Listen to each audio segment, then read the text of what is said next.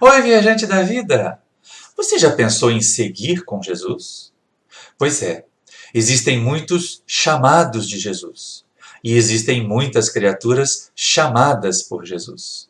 Na nossa próxima viagem, nós vamos aprender um pouco mais sobre 4 importantes chamados que o Mestre nos faz.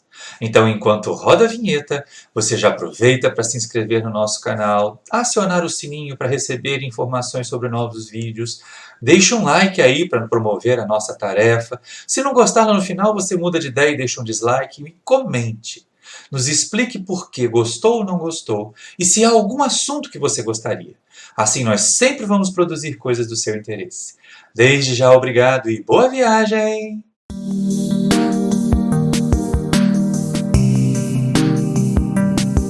Queridos irmãos e irmãs da família espírita, bom dia.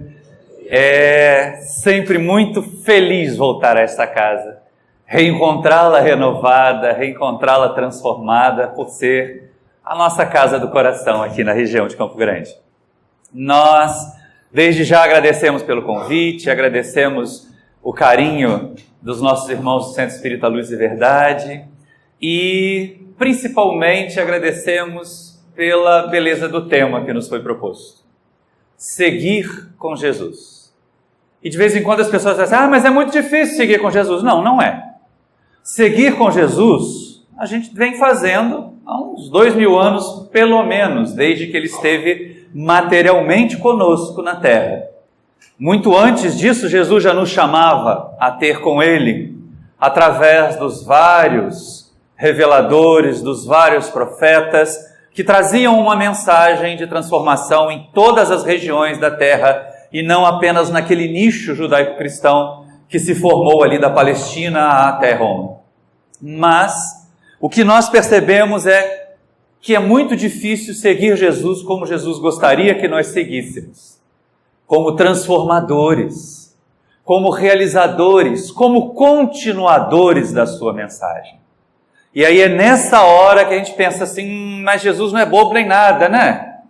Então ele nos chama, e ao longo do tempo, ao longo dos séculos, vem nos chamando sim, só que de acordo com o nosso estado evolutivo.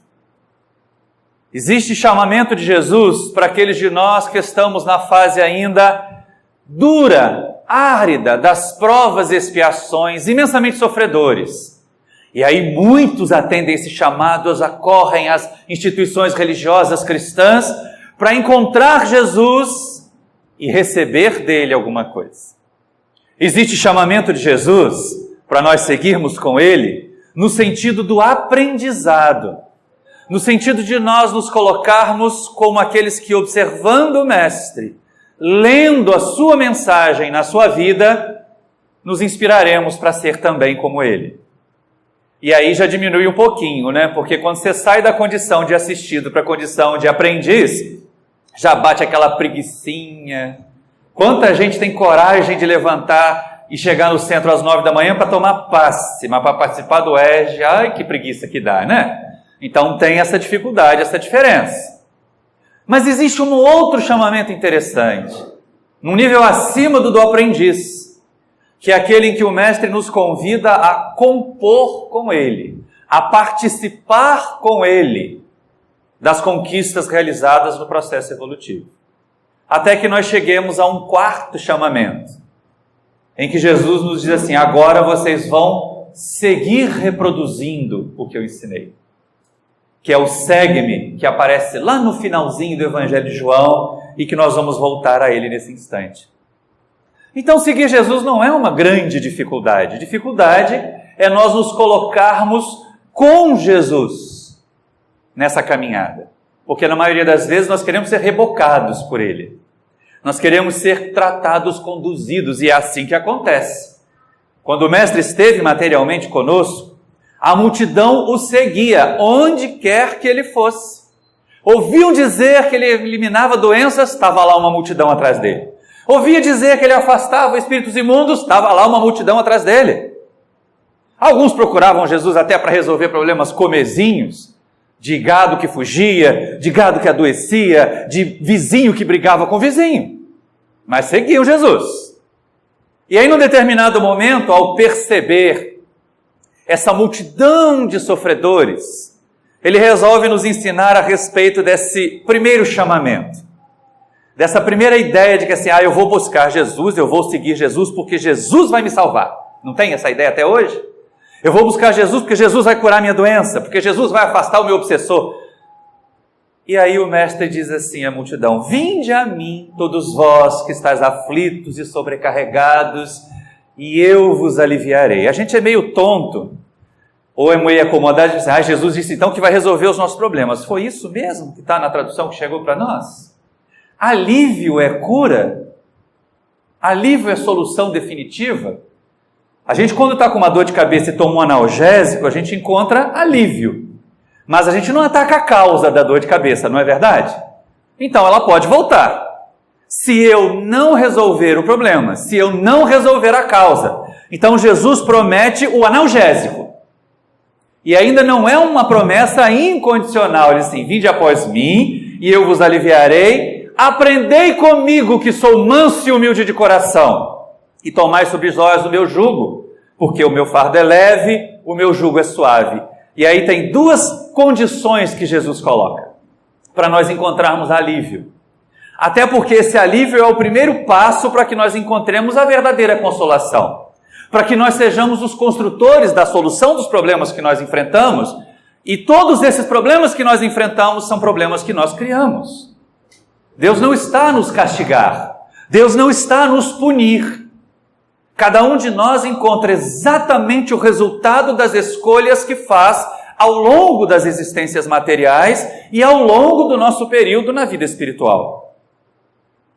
Então, quando o mestre diz assim, aprendei comigo que sou manso e humilde de coração, então é necessário que essa doutrina que Jesus vem ensinar, que essa mensagem de amor, de tolerância, de disseminação da paz, é o grande mensageiro da paz é Jesus.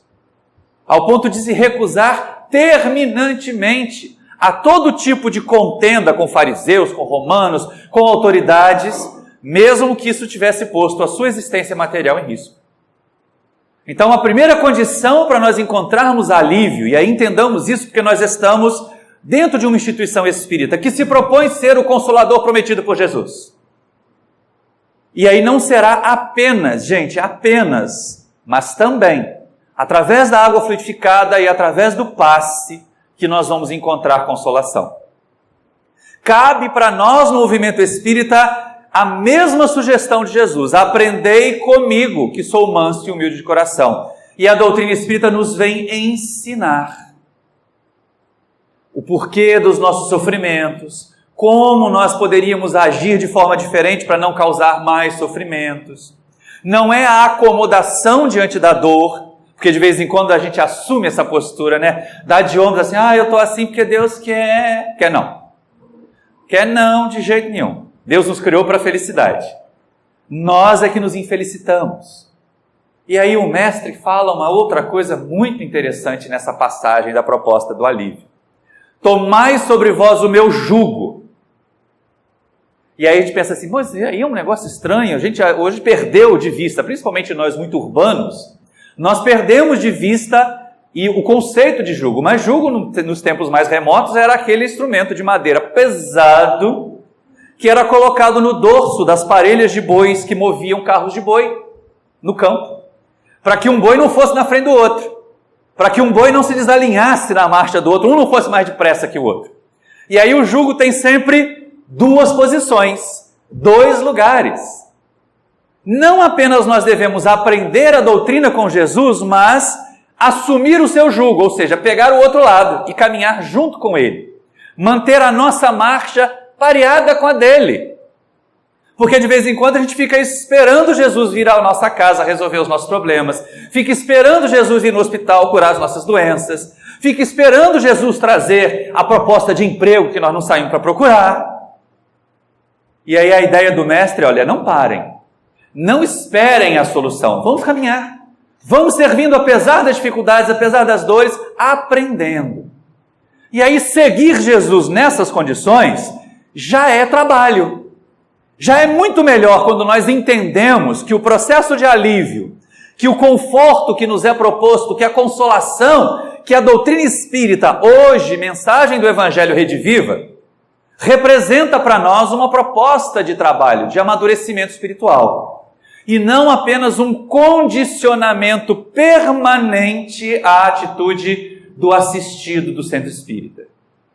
Daquele que vai ao centro porque está em tratamento, porque tem que tomar passe, porque tem que beber água fluidificada, porque tem que botar o nome na reunião mediúnica. Tudo isso é extremamente útil. Nenhum de nós vai negar a importância e a utilidade da terapêutica desobsessiva, do passe, da água fluidificada. Mas quantas criaturas passam pelo tratamento por um período, somem, ficam felizes porque ficam bem, né? E depois voltam piores, porque elas não mudaram os comportamentos que causaram os sofrimentos. Então, o primeiro chamamento de Jesus, o primeiro momento de seguir ao Mestre, não é de nos colocarmos na condição de caçadores de milagres, mas de nos colocarmos na condição de aprendizes que se transformam. É lógico que alguns aprendizes vão querer mais, ou vão estar mais aptos, menos acomodados, diríamos assim, porque nós ainda somos bastante acomodados. Quantas vezes nós olhamos a situação que está aí na nossa coletividade, na sociedade, porque o espírita não pode ser uma criatura desencaixada da sociedade. O que acontece na sociedade nos afeta, e a maneira como nós nos transformamos e agimos afeta a sociedade. E aí as pessoas dizem, um vídeo do Mário Sérgio Cortella eu acho maravilhoso nesse sentido, ele fica escandalizado quando ouve as pessoas dizem, nossa, mas está tudo tão ruim, alguém tem que fazer alguma coisa. Quem? Senão nós. E aí, o segundo chamamento de Jesus vem exatamente nesse sentido, para aqueles que foram atender ao primeiro chamamento, que foram aprender ou buscar a ideia de se beneficiar, mas perceber assim, mas quanto mais eu aprendo, melhor eu me sinto. Quanto mais eu realizo, quanto mais eu adequo a minha vida, a minha maneira de viver, a esses ensinamentos de Jesus, a essas propostas da doutrina espírita, mais felicidade eu tenho. E eu percebo uma coisa interessante, as pessoas à minha volta também ficam estimuladas. Não tem um trem desse, sim? A gente enfrenta uma dificuldade muito grande, as pessoas dizem, nossa, mas como você consegue? Que doutrina é essa? Elas se interessam pela doutrina espírita porque vem o nosso comportamento diante da adversidade. E aí vem o segundo chamamento. Embora nos evangelhos esses chamamentos de Jesus para segui-lo não apareçam nessa ordem cronológica que nós trazemos na palestra, do ponto de vista do nosso processo evolutivo, eles deveriam ser assim. Porque quando Jesus caminha em Cafarnaum, ele volta-se para dois irmãos que consertavam as redes, que eram pescadores, e diz a eles, vinde após mim, eu vos farei pescadores de homens. Isso foi para Simão, que depois nós passamos a chamar de Pedro, e para André, seu irmão. Pescadores simples, rudes, simplórios, até como Simão Pedro era. E aí, naquele momento, eles deixam o trabalho material e seguem Jesus, para aprender com ele a sua doutrina e mais, para se tornar pescadores de homens. E a gente tem que ter um cuidado danado. Mas vamos caminhar mais um pouquinho, que tem outro convite nessa mesma batida. Caminhando mais alguns passos, ele se volta para dois irmãos de novo, só que agora que estavam nos barcos do Pai, consertando as redes. Primeiro Jesus chamou os dois pescadores mais simples, de subsistência. Depois, os filhos de Zebedeu, um pouco mais abastado, que tinha mais barcos para poder também participar disso. E aí ele repete para Tiago e para João o mesmo convite feito a Simão e André. Vinde após mim e eu vos farei pescadores de homens. Durante muitos anos, séculos, ou melhor dizendo, durante os últimos 2 milênios praticamente, e a gente tem que ter um cuidado para na doutrina espírita não fazer a mesma coisa, as pessoas imaginaram que esse convite de Jesus para nós sermos pescadores de homens era para que nós atraíssemos as pessoas à doutrina, fizéssemos prosélitos, converter todo mundo ao cristianismo. Mas como?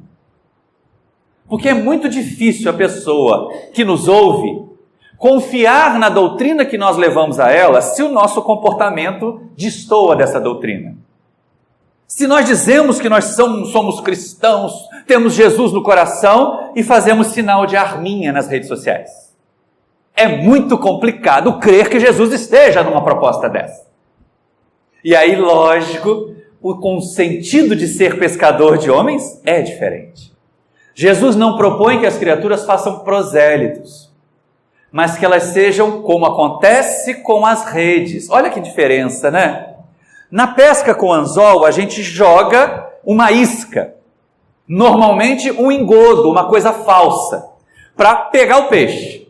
Com a rede é diferente, não é? A rede, ela se propõe envolver, cercar o peixe, para que ele se sinta, de certa forma, envolvido por ela. No caso do peixe, tadinho, a gente sabe que ele vai morrer e vai virar jantinha para nós. Mas no caso de Jesus é diferente. O simbolismo da rede tem uma ideia muito mais ampla do que apenas pescar. Mas a rede, ela é formada por fios e nós. Todas as vezes que a gente abala um nó, ou a gente mexe em um fio, a gente mexe na rede toda. Então Jesus nos propõe ser redes. Redes de divulgadores, de disseminadores da sua doutrina. Mas como, gente? Por discursos? Por palestras bonitas? Por vídeo no YouTube? Me perdoem, vocês vão estar assistindo no YouTube, aquele pessoal lá de Abril. Mas não vai ser apenas com discursos que nós vamos pescar almas. Mas vai ser com vivência. Vai ser com o nosso proceder. Com o nos observar e dizer assim, olha só, diante da morte de um ente querido, como fulano de tal se manteve calma, equilibrada. Como Beltrano se manteve em paz.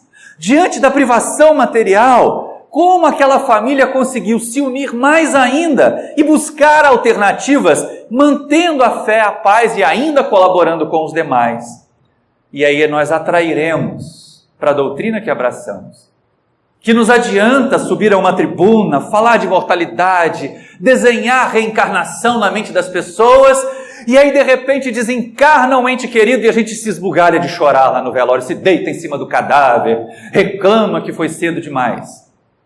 Vamos demonstrar que não compreendemos a doutrina que abraçamos. Então, quando Jesus nos convida, nos faz o segundo chamado para segui-lo, aí já é um nível acima de aprendizado, é como proceder, como vivenciar a doutrina, como sermos livros vivos, em que as pessoas possam vir, olhar para o nosso proceder, para a nossa maneira de ser. Por isso que é tão perigoso fazer homenagem a criaturas que estão encarnadas ainda, né? Porque até o último momento da nossa existência a gente pode fazer uma bobagem tão grande, que envergonha e lameia todo o resto do trabalho. Então, calma lá. Então, mas que elas observem a nossa tarefa e digam assim, vale a pena essa doutrina, porque se funcionou para fulana, se funcionou para o Beltrano, deve funcionar para mim também. Me sinto estimulado a segui-la. Me sinto estimulado a aprendê-la. Segundo chamamento para seguir Jesus. E aí a gente vê assim, aquela multidão do primeiro chamamento se reduz aí a uns 2, 3, 4, 5%, no máximo dos que se propõem depois, né? Saíram lá daquela rotina do tratamento, do assistir palestra, do botar nome na reunião mediúnica, do beber água fluidificada, do tomar passe. A respeito disso, eu sei que eu já falo isso em várias outras palestras, já falei aqui nessa casa também. Mas vale consultar a obra Missionários da Luz de André Luiz, em que ele trata lá da questão do passe e um amigo espiritual pergunta assim, nós temos um caso de 10ª vez naquela região. E aí a gente vê assim, o uso do passe precisa ser melhor, adequado às nossas necessidades, e não um vício, porque tem um monte de papapasse espalhado pelos centros espíritas da vida, que acham que tem reunião quando tem passe. Se não tem passe, não tem reunião. Então ficam bravos até quando tem uma reunião festiva, que o pessoal termina a palestra festiva e não tem passe para poder ter uma comemoração. Gente, durante a palestra nós já recebemos todos os passes necessários. A cabine é só para que a gente abra a mente e deixe todas essas energias boas penetrarem o nosso perispírito. E com relação à água fluidificada, eu fico muito feliz. A espiritualidade é muito inteligente, né? Ela só coloca medicamento na água fluidificada, porque se colocasse umas gotinhas de álcool, ia ter espírita trançando as pernas, porque o povo toma pipas de água fluidificada achando que vai resolver a vida bebendo água fluidificada. Passa água fluidificada, tem picada de inseto. Calma lá, né? Não é bem por aí. Então essa ideia de nos qualificarmos, esse segundo chamamento, de deixar momentaneamente o trabalho material, buscar o aprendizado espiritual para ter com Jesus, para seguir com Jesus, para aprender com Jesus, nos qualificando para reproduzir os seus ensinos, é algo muito interessante para nós, porque ao mesmo tempo nos torna mais seguros. Porque se a gente está lidando permanentemente com um mestre, como eles lidavam lá, que realmente tinha um poder espiritual, uma qualificação e energia suficiente para realizar mudanças muito rápidas, nós temos que ter o esforço para realizar mudanças lentas, porque ainda não temos a qualificação espiritual de Jesus. Mas a gente pode chegar lá. E aí dessa leva de aprendizes do trabalho, daqueles que deixam, como eu falava lá, a água frutificada, o passe, a reunião de assistir palestra, para ir para o ESD, para fazer curso sobre mediunidade, para fazer um curso de passe. Olha só que coisa interessante, né, gente? Quantas vezes a casa oferece curso sobre o passe? Que é uma primeira proposta de trabalho para nós no Movimento Espírita. Olha, eu deixo a condição de assistido e vou virar passista. Passam um ano inteiro, às vezes, se preparando para ser passista de escola de samba, mas não ficam 3 reuniões para ser passista do centro. E depois se coloca à disposição para trabalhar. Então, é um momento de qualificação esse segundo chamamento. É um período de seguir Jesus na observação das realizações do Mestre, na observação do que a doutrina nos oferece. E aí, nesse ponto, nós vamos sim nos mirar nos palestrantes, nos dirigentes, nos médiuns já mais experimentados, aprender com eles.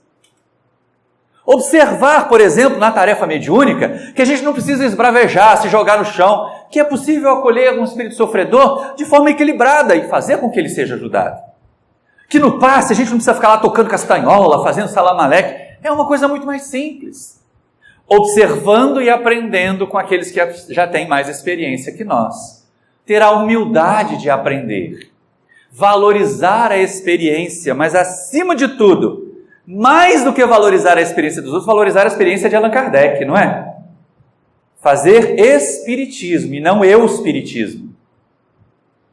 Porque de vez em quando, eu acho que o passe tem que ser assim. E aí o povo todo segue aquele líder que diz que achava que o passe tinha que ser assim. Quando na doutrina, na codificação, nós vemos informações diferentes, principalmente sobre recursos externos.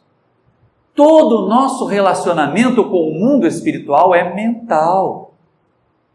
Independe de coisas externas, independe da cor da roupa, independe de nós termos metais, pulseiras, nada disso.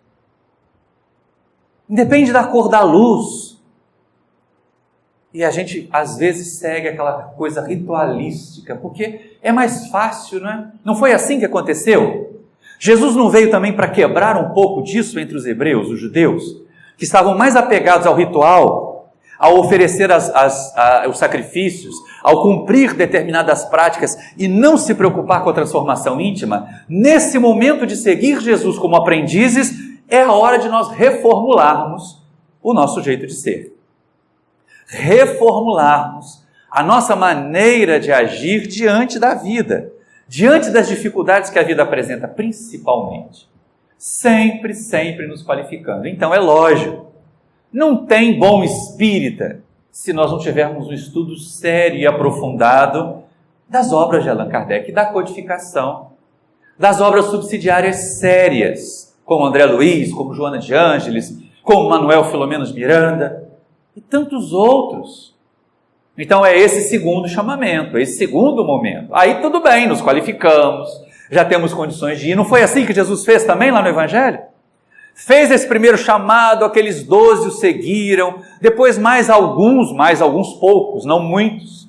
No máximo nós vemos uma referência a 500 seguindo Jesus dessa forma, como cooperadores. Alguns desses 500 eram apenas hospedeiros, eles colocavam a sua residência a serviço de Jesus. Mas já era uma conquista, né? Já era um passo além, já era deixar a condição de assistido e se colocar na condição de colaborador. Aí Jesus faz um terceiro chamamento. Esse aparece de forma simbólica no festim de bodas, na parábola do festim de bodas, em que ele diz assim, olha, o reino dos céus é semelhante a um rei. E a gente acha interessante aí, né? Não é igual a uma festa, mas igual a um soberano, que é capaz de promover várias festas. Os reinados duram muito mais do que uma única festividade. Que desejando celebrar as bodas do seu filho, preparou o festim e mandou os seus conselheiros, os seus mensageiros a convidar, dizendo, vinde às bodas, elas estão prontas. Só que os convidados recusaram ir. O rei então mandou mais uma vez os seus mensageiros, dizendo: olha, eu matei os meus cevados, o banquete está pronto, vinde às bodas. E aí uns foram para sua casa de campo, outros foram para o seu trabalho, outros então fizeram maldades, até assassinaram os mensageiros. E a gente vê um simbolismo interessante nessa parábola aí, da nossa acomodação e da nossa aversão a essa participação no reino dos céus. A essa participação num momento de construção de um momento feliz na terra. Nós esperamos que a terra se torne feliz para viver nela. E aí, aqueles que estamos sem dificuldades, sem problemas materiais, vamos para a nossa casa de campo, que é o símbolo dos acomodados, né? Daqueles que não têm dificuldades materiais, então podem relaxar. Ou os que hoje em dia passariam fazendo maratona Netflix, é mais ou menos isso. Se Jesus estivesse hoje, ele diz assim: olha, alguns foram fazer maratona do Netflix, não é? Que acontece frequentemente. Aqueles que foram para o campo trabalhar representam muitos de nós que ainda temos o interesse do ganho material, a vida material como mais importante que a vida espiritual. Então, não, eu não posso ir na reunião porque eu tenho que trabalhar, porque eu tenho que fazer hora extra, porque eu tenho que garantir determinado ganho material. E ainda existem aqueles de nós que não apenas não nos associamos à construção de um mundo melhor, mas ainda disseminamos hoje principalmente o pessimismo, ou ideias inversas em relação à proposta de Jesus. Quando Jesus nos propõe amar os inimigos, fazer o bem aos que nos perseguem e caluniam, e vemos cristãos dizendo que se não é cristão não é bom, se não pensa como eu não é bom, tem uma coisa muito invertida, estamos matando o mensageiro, matando aqueles que nos convidam a participar da construção de um mundo melhor. E aí o rei, tomado de fúria então, porque Jesus tem que trazer esse simbolismo para aquele povo chucro, né? Manda os seus exércitos e eles vão e acabam eliminando, ou banindo ou matando também aqueles que se recusaram aí, que fizeram maldades. Depois o rei diz: o banquete está pronto, mas os que foram chamados em primeiro lugar não eram dignos dele. E depois as ruas, as encruzilhadas, e chamai a todos para que venham. E os mensageiros foram de novo e chamaram a todas as criaturas indiscriminadamente. Só que, chegando ao salão onde o banquete acontecia, o rei se depara com alguém que não estava vestindo a túnica nupcial. Quantos símbolos no Evangelho, não é? Ele diz assim: meu amigo, como entraste aqui sem a túnica nupcial? E o homem não respondeu nada. Então o rei diz: atai-lhe mãos e pés e o lançai nas trevas exteriores. Lá haverá pranto e ranger de dentes. Bom, se a gente for olhar essa parábola do ponto de vista literal, pelo menos no Brasil não ia dar certo, porque o povo adora filar uma boia em festa, né? O primeiro chamado já ia ter um monte de gente indo para o festim. Então é lógico que Jesus fala ali de uma construção. Esse terceiro chamamento para seguir Jesus é exatamente o reflexo daquilo que ele fez logo depois de preparar esses discípulos. Ele mandava 2 a 2, depois ele despachou os 500, sempre em pares, para poder levar a mensagem, para difundir uma ideia nova, um mundo novo, uma proposta de crescimento. Só que as criaturas que ouviam eram acomodadas, só que nós que ouvíamos éramos acomodados. Então essa mensagem foi estendida a todos os que não eram os primeiros preparados, os que tinham na mentalidade a ideia do Deus único, a ideia, né, de provas e expiações, a ideia de penas e recompensas na relação com Deus. Isso era muito forte na época de Jesus. Se as pessoas agradavam a Deus, elas recebiam recompensas. Se elas causavam aborrecimento a Deus, elas recebiam punições. Então essas criaturas tinham toda essa fundamentação da justiça divina, embora essa justiça se assemelhasse muito mais à vingança do que à justiça mesmo. E aí, dessa forma, não atenderam o chamado. Como os que estavam em primeiro lugar preparados não atenderam o chamado, manda-se que todos os demais sejam convidados. E aí a gente começa a perceber nos dias de hoje, e eu vou destacar 2 declarações. Uma do nosso Divaldo Franco, num programa de talk show há muitos anos, em que ele dizia que preferia um ateu sincero a um crente hipócrita. E o Papa Francisco dos católicos, não é nosso Papa Francisco, deixemos isso bem claro, repete isso logo depois que toma posse em 2013, que prefere ateus sinceros do que católicos hipócritas. que é bem essa característica de Jesus expandindo. Então, qualquer um pode construir o reino dos céus. Basta que nós sejamos bons. E isso não está longe de nós, gente. Quando nós vamos ao capítulo 15 do Evangelho segundo o Espiritismo, que trata da caridade, nós vamos perceber muitas passagens ali, assim como muitas passagens do Evangelho mesmo, em que Jesus destaca que não é o rótulo de fé que nós temos que garante para nós um bem-estar, mas o quanto nós fazemos de bem, de bom. E aí nessa hora, esse chamamento para o festim, ele se apresenta como uma oportunidade de deixar a condição de mero aprendiz, característica do segundo chamamento, seguir Jesus para observar, para aprender, para estagiário do Cristo. Mais ou menos isso, né?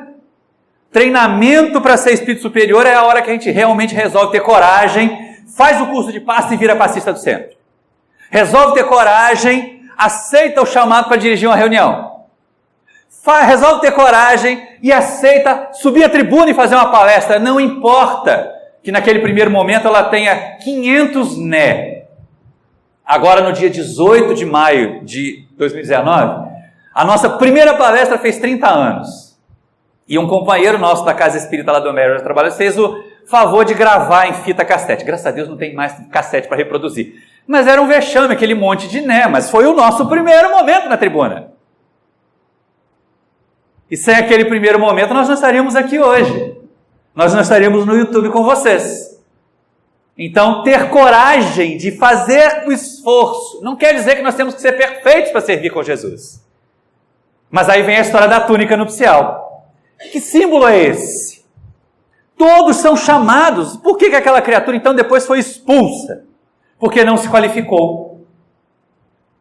No caso do simbolismo da festividade, é fácil de entender, né? Alguém recebe um convite na rua para ir numa festa de casamento, nem que seja muito rapidinho, vai em casa, dá uma lavada no rosto, bota uma roupa limpa e vai para a festa, não é?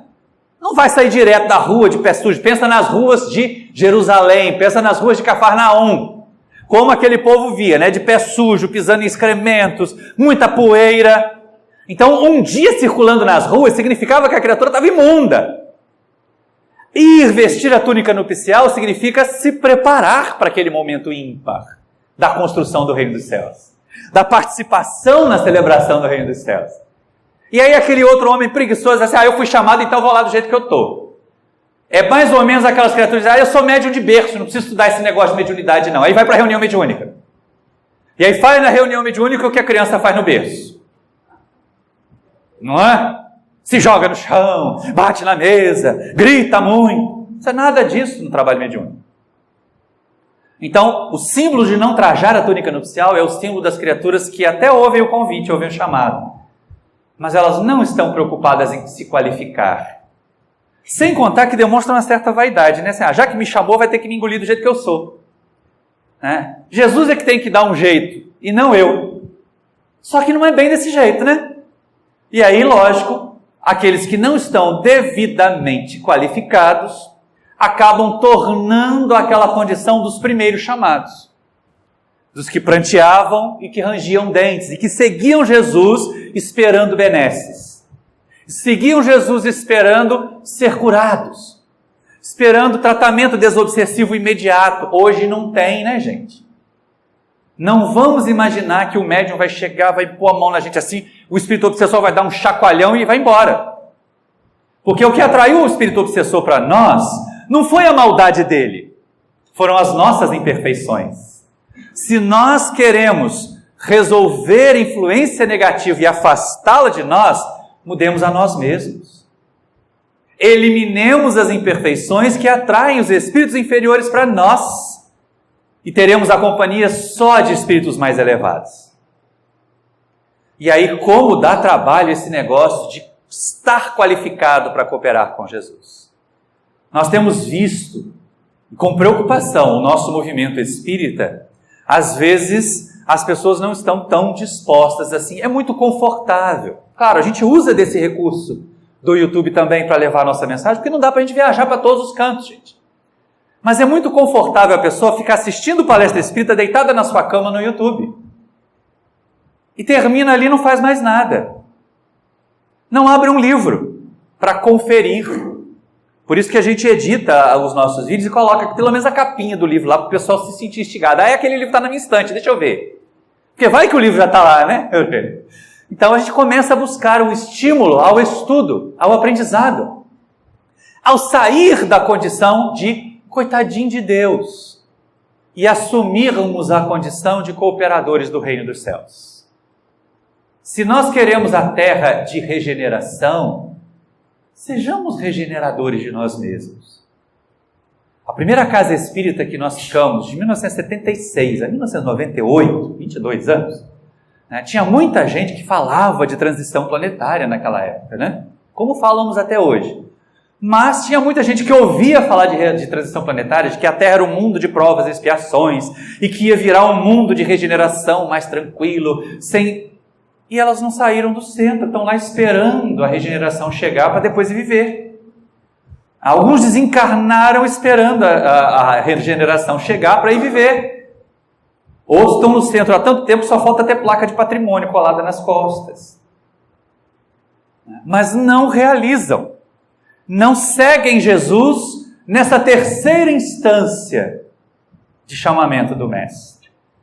Não nos colocarmos à disposição de Jesus para ser as suas mãos, para ser seus olhos, emprestar a nossa voz para que a sua mensagem chegue àqueles que ainda não a compreendem, para que todo o nosso corpo e nossas ações estejam a serviço dessa construção do reino.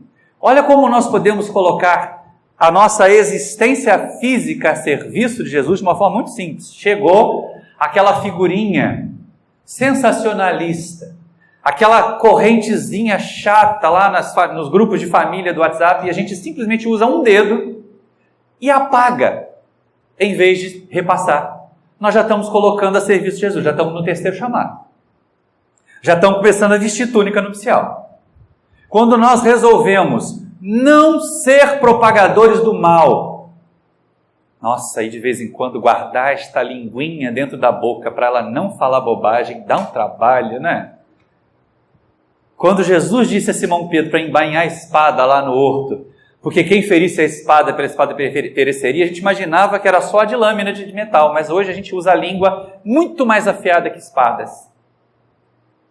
E hoje usa as redes sociais muito mais afiadas que armas, para destruir reputações, para abater pessoas, para causar depressões, para envergonhar.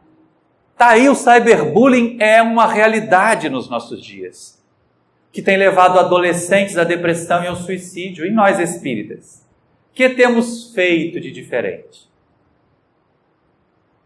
O que temos feito para cooperar com Jesus para que o festim, ou seja, esse momento de paz e de felicidade representado a reino dos céus, esteja realmente sendo o nosso presente, o nosso agora. Ah, mas tem muita violência aí fora, é difícil da gente sair nas ruas. É difícil. E vai ser pior ainda se a gente ficar trancado dentro de casa só assistindo palestra no YouTube. Até porque, se todo mundo assumir essa moda, qual palestrante vai sair também para fazer palestra, né? Daqui a pouco a gente filma a palestra em casa e manda para vocês no centro. Não, é bom abraçar, é bom ter olho no olho, é bom encontrar vizinho seropédico em Campo Grande, né? E saber que eles estão no movimento espírita conosco. Então isso faz parte desse terceiro chamamento para seguir com Jesus. Os 500 foram, os 70 2 a 2 foram. Levaram a mensagem, curaram doentes, afastaram espíritos atrasados e depois retornaram ao convívio com o Mestre para continuar aprendendo com ele. É esse momento nosso de instalação do Reino dos Céus na Terra. Se nós não tivéssemos uma casa tão querida, tão generosa, como o Centro Espírita Luz e Verdade aqui em Campo Grande, e outras, claro, nós teríamos uma Campo Grande menos harmonizada. E a gente diz, mas é difícil. É difícil, mas seria muito pior se não houvesse esse centro de luz. Se não houvesse esse farol da mensagem do Cristo, da doutrina espírita junto de nós nessa coletividade. Então nós podemos, é pouquinho, não se espera de nós a realização do que Jesus realizou. Mas daquilo que cada um de nós aprende com ele. Até porque nós vamos chegar ao quarto estágio, né? Nós vamos chegar ao quarto momento de seguir, diferente de seguir com Jesus.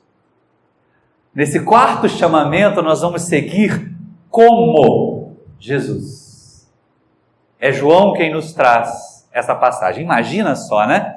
Jesus tinha sido crucificado, os discípulos ficaram em debandada, temerosos, Pedro negou, depois chorou amargamente, essas coisas todas a gente tem de memória. E aí, de repente, Maria de Magdala traz a notícia de que o mestre estava de volta. Diferente do corpo físico que ele usava antes, ele era percebido pelas ideias, pelo discurso, muito mais do que pela aparência. Foi assim com os 2 discípulos a caminho de Emaús. Foi assim com os discípulos quando ele se materializa junto deles lá no tabernáculo e diz: olha, minha paz seja convosco. Tomé exigiu ver as marcas para acreditar. Então não era exatamente aquela imagem que o povo estava acostumado de ver Jesus, mas era Jesus. Era a individualidade espiritual, era a mensagem de Jesus que estava ali presente. E aí, lógico, a gente sabe, a doutrina espírita nos ensina, né? Um espírito que não envergue um corpo material não permanece na Terra por longo tempo. As materializações são transitórias. Os agêneres são uma teoria que Kardec discute na Gênese, mas ele mostra que são por períodos muito curtos, porque isso demanda fluidos de outras criaturas para a formação daquele corpo aparente. Então é lógico que antes da crucificação nosso mestre tinha um corpo semelhante, claro que muito mais aperfeiçoado que o nosso, e depois ele se apresenta como o seu corpo perispiritual adensado, materializado. E aí é exatamente nessa hora que os discípulos pensam assim: mas Jesus vai embora. Jesus não vai ficar com a gente, não vai mais dizer o que a gente tem que fazer, não vai resolver os nossos erros. Não tem aquela história do pai do menino que caía no fogo, que caía na água, e os discípulos tentaram resolver o processo obsessivo e não conseguiram, e levaram para Jesus e depois tomaram uma bronca danada? Pois é gostoso quando a gente tem um líder, quando a gente tem um mestre que diz para a gente o que a gente tem que fazer, que diz para a gente como a gente tem que agir e que resolve as bobagens que a gente faz. Que a gente bota a culpa nele das bobagens. Foi Jesus que mandou, foi o presidente do centro que disse, foi o dirigente da reunião mediúnica que falou, foi meu guia que mandou. Nossa, essa história do meu guia então fica mais confusa ainda, né? Porque a gente não tem como certificar de que foi o guia mesmo. Notícia, vocês do YouTube também. Está cheio de guia voltando para o Detran da espiritualidade para tirar a carteira de novo, que já passou dos 20 pontos de multa, não sabe guiar. Né? Então é importante a gente pensar, tomar decisões. E é exatamente o que aconteceu lá. Eles estavam abatidinhos, murchinhos lá na beira da praia. Era um problemão não ter Jesus ao lado deles, porque eles estavam acostumados a seguir Jesus. Onde o mestre ia, eles iam atrás, era fácil. Jesus decidia para onde ir, Jesus decidia o que dizer. E agora, sem Jesus, o que eles iam fazer como seguidores de Jesus? Olha que desafio. E aí Simão Pedro toma uma atitude que é muito parecida com a que nós tomamos no dia a dia. Fuga psicológica, né? Eu tenho um problema aqui, aí eu vou olhar para lá. Não fazemos? Ai, a minha família está com problema, meu filho está ficando dependente químico. Eu vou lá para o centro da pasta e encher a cesta básica. Aí quando chega em casa, o problema continua. O meu casamento está ruim, então eu vou me dedicar aos pobres do centro espírita. Aí quando chega em casa, o casamento acabou mais ainda. Fuga psicológica dos nossos problemas. E Simão Pedro, que só sabia pescar, diz assim: eu vou pescar. Já que eu não sei o que fazer com a doutrina do mestre, eu vou pescar. E aí os outros dizem assim: nós vamos contigo. E eles foram. Gente, o Evangelho de João é o evangelho mais simbólico que tem, não é? Ali é cheio de símbolos, muito mais do que a letra. A gente precisa ler o Evangelho de João, como todos os demais evangelhos, como os textos do Novo Testamento no geral, muito mais pelo Espírito que vivifica do que pela letra que mata. Porque senão a gente comete erros mais graves de interpretação. E aí foram e passaram a noite lançando redes. Gente, olha só, na época de Jesus, o Mar da Galileia, que não era mar, era um grande lago onde desembocava o Rio Jordão, era muito piscoso. Você tinha várias comunidades de pescadores nas cidades em volta. As pessoas viviam da pesca no lago de Genezaré, ou no chamado Mar da Galileia. Então, será que os discípulos iam passar uma noite jogando redes e não iam pescar nada? Deve ser alguma coisa mais simbólica aí. Como eles estavam voltando decepcionados ao amanhecer, gastaram energia, se cansaram de madrugada, né, gente? Aí a gente pensa assim, é trabalho noturno, devia ganhar hora extra. Pois é. Só que aí, chegando mais perto da margem, alguém de lá pergunta assim, irmãos, tendes algo que comer? E eles respondem do barco, não pescamos nada. E o homem diz, ide, lançai as redes pela banda direita do barco. Pelo amor de Deus, né? Se fosse literal, a gente ia pensar assim, isso não pode ser verdade. Um barco de pesca, na época de Jesus, devia ter mais ou menos a largura desse salão de popa proa. E um pouquinho mais da largura daqui, da tribuna até a primeira fileira de cadeiras de largura. Será que tinha uma barreira que não deixava os peixes passarem para o lado esquerdo, só passava do lado direito? Então não é certamente um mar de água, não é certamente um barco de pesca, não é certamente peixe que só está do lado direito e não está do lado esquerdo, né? Mas ali é o simbolismo do desperdício da nossa capacidade de trabalhar. O instrumento de trabalho de Simão Pedro é a rede, pescador. Jogou a rede o tempo todo e não pescou nada, ou seja, foi esforço infrutífero. De vez em quando nós gastamos energia demais, sem resultados. É isso que Jesus nos adverte. O lançar as redes pela banda direita do barco, a vantagem de filmar é isso, você se policia para usar a mão direita quando é o lado direito, né? É porque fazer os esforços de forma pensada, planejada, construtiva, que dê resultados. E aí a gente consegue realizar mais. As redes se encheram tanto de peixe que eles precisaram chamar outro barco para ir ajudar. Olha que coisa interessante. Chegando mais próximo da margem, agora carregados de peixes, João diz para Pedro, olha, é Jesus que está lá. Pedro se veste, porque ele estava seminu para pescar, entra na água e vai ao encontro de Jesus. Quando os outros chegam, já tinha uma fogueira acesa e peixe assando. Sinal de que Jesus não precisava dos peixes que estavam pescando, né? Todos fazem uma ceia, felizes, ouvem aquele homem falar, sabiam que era Jesus, mas não tinham coragem de perguntar se era mesmo. Vocês acham que se fosse a mesma aparência, eles iriam precisar perguntar? Não, né? Só que em determinado momento, Jesus se ergue. Lembra, esse é um momento final do último dos 4 evangelhos, né? E Pedro se põe de pé logo com ele. Aí tem aquele momento que a gente conhece, né? Simão, filho de Jonas, amas-me mais que a estes? E aí Pedro diz, Senhor, eu te amo. E Jesus diz, então apacenta os meus cordeiros. E Pedro pensa, que trabalhão, hein? Pegar esse monte de judeu aí e transformar em cristão. Antes que Pedro raciocinasse um pouquinho mais, Jesus veio, Simão, filho de Jonas, tu me amas? E aí vem aquela cofiada de barba, assim, será que a morte deixou ele surdo? E Pedro fala mais alto, sim, Senhor, eu te amo. Aí Jesus diz, então apacenta as minhas ovelhas. Cordeiro primeiro, ovelha depois, ou seja, toda, né, a categoria dos ovinos. Ou seja, todo mundo. Não apenas o lado masculino da população, mas todos têm espaço no cristianismo. E aí Pedro pensa, ficou maior ainda esse trabalho, meu Deus do céu. E Jesus pergunta uma terceira vez, Simão, filho de Jonas, tu me amas? E Pedro, que estava se roendo de culpa por ter negado Jesus, começa a chorar. E chorando diz assim, Senhor, tu sabes tudo, tu sabes que eu te amo. E Jesus, sem recriminar, sem afetação, diz, então, Simão, apacenta as minhas ovelhas. Em verdade eu te digo, quando era jovem, tu te cingias a ti mesmo. Ias para onde querias, mas quando fores velho, estenderás a tua mão, alguém te cingirá e te levará para onde não queiras ir. No sentido de que as tarefas da vida podem nos levar onde nós não desejamos, mas certamente nos levam onde nós precisamos, aonde nós precisamos. E aí Simão começa a refletir sobre a imensidade da tarefa e os desafios que ele vai receber. Nesse instante, Jesus começa a se afastar, volta-se para ele e diz, segue-me.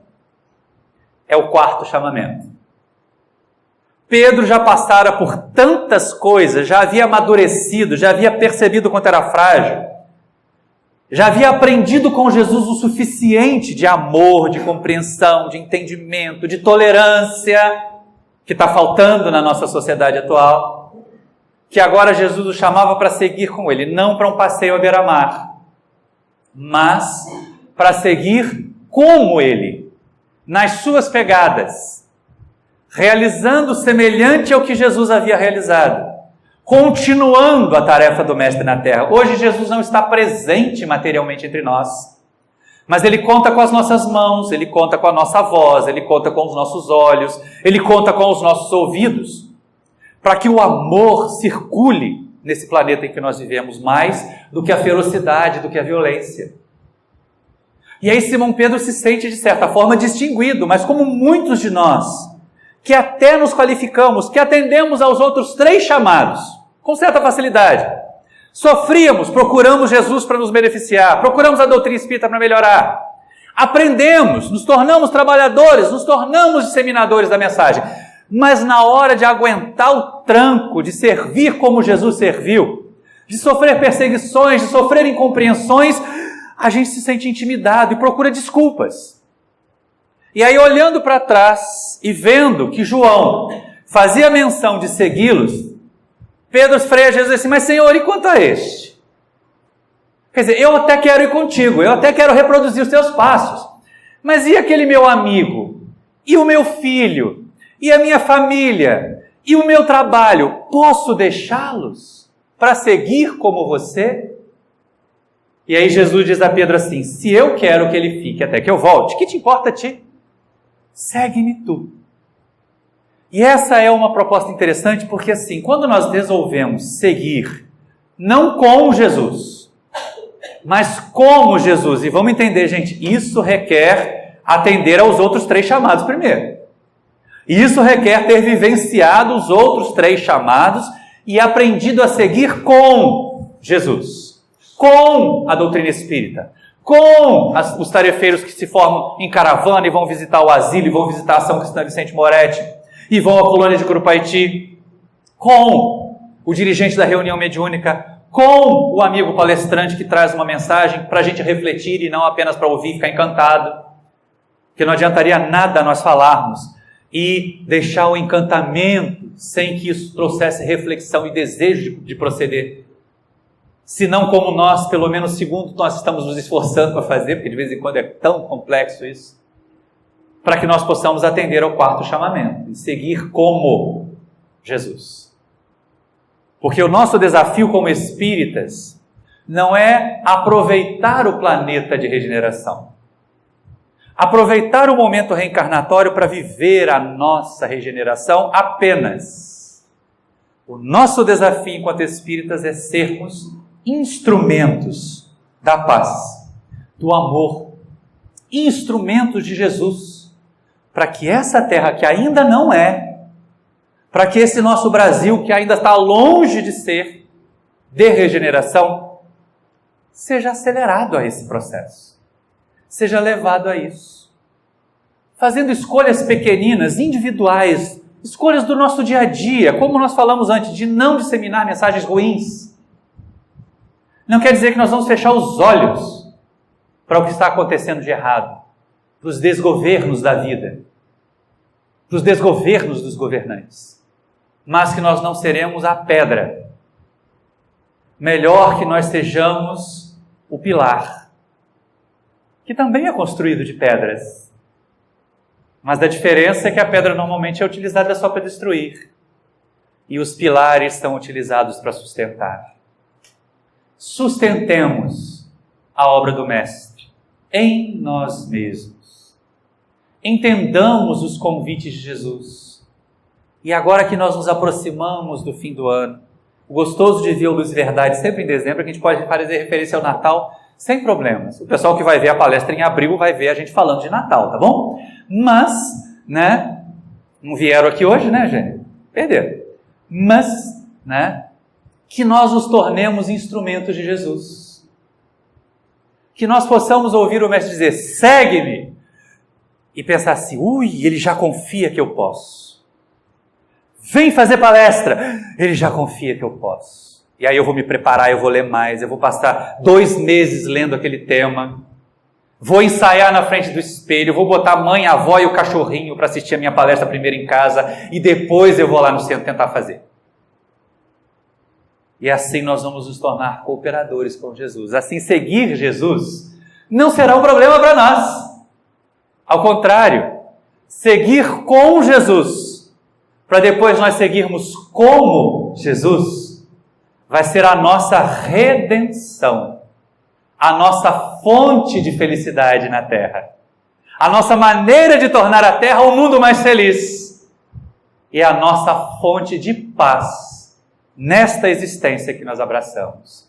Muita paz a todos, meus amigos, e muito obrigado pela atenção. Que Deus nos abençoe.